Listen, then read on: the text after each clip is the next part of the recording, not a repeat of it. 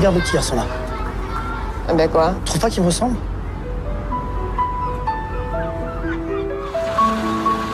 Sur un œil. Moi, c'était quand j'étais petit. Tu le verrais, lui. C'est dingue, c'est papa. C'est le même. Mathias! Quoi? Qu'est-ce qu'il y a? Tu sais comment il s'appelle? Non, j'en sais rien. Mathias, comme toi. Je sais pas comment te dire, en fait. C'est un peu notre vie, mais en mieux. J'ai eu l'idée... quand on a fini le premier film avec Benoît Graffin, qui j'écris, on avait très envie de recommencer. Donc on cherchait, on papillonnait un peu.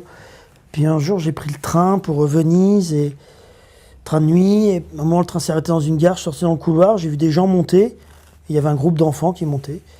Je me suis pas vu, évidemment, mais j'ai eu cette idée de se voir petit. Je disais, qu'est-ce que ça ferait de se voir?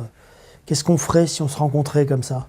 Et j'ai eu comme ça cette idée du film, de quelqu'un qui se rencontre petit. M'asseoir sur un banc, 5 minutes avec toi, regarder le soleil qui s'en va.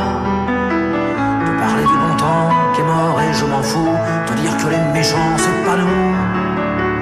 Que si moi je suis barge, ce n'est que de tes yeux, car ils ont l'avantage d'être deux. Et entendre ton rire s'envoler aussi haut que s'envolent les cris des oiseaux.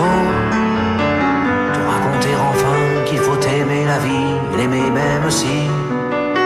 J'ai trouvé ça, je sais pas, tout était harmonieux comme le film d'ailleurs. Tout était élégant, la proposition, le propos du film, que j'aime énormément. Je le dis maintenant ou j'attends encore pour dire que j'aime ce film. Oui, je trouve que c'est un film lumineux, solaire, élégant, enfin c'est très original. Et oui, donc tout m'a séduit, surtout Jean-Paul aussi, que j'aime beaucoup. Donc on ne se connaissait pas, mais on se côtoyait, puis je savais qu'il était à travers la télévision, enfin voilà quoi. Et les films qu'il faisait, bien sûr. Est assassin et emporte avec lui les rires des enfants et les Mistral gagnants, et les Mistral gagnants. Ce que je voulais, c'est que le point de départ, il est fantastique. C'est-à-dire se rencontrer petit, c'est pas possible, on est bien d'accord. Donc c'est le point de départ.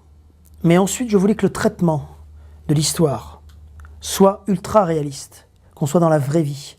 J'ai dit que c'est la seule manière que ça nous touche. Je voulais que les personnages réagissent comme si c'était vrai, comme si ça nous arrivait à nous.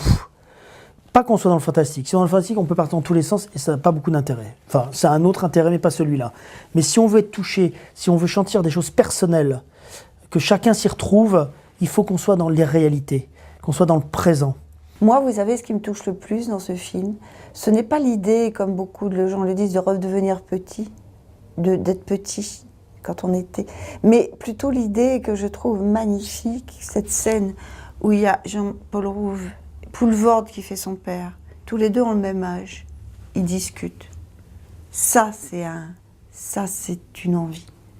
Se retrouver au même âge qu'à un moment donné qu'un de ses parents, parce qu'ils ont toujours été plus vieux quoi pour nous. Plus âgé. Et ça me fait vraiment rêver. Non pas pour le faire, mais c'est quelque chose que je trouve, l'idée, je la trouve très très originale. Puis ils sont beaux tous les deux.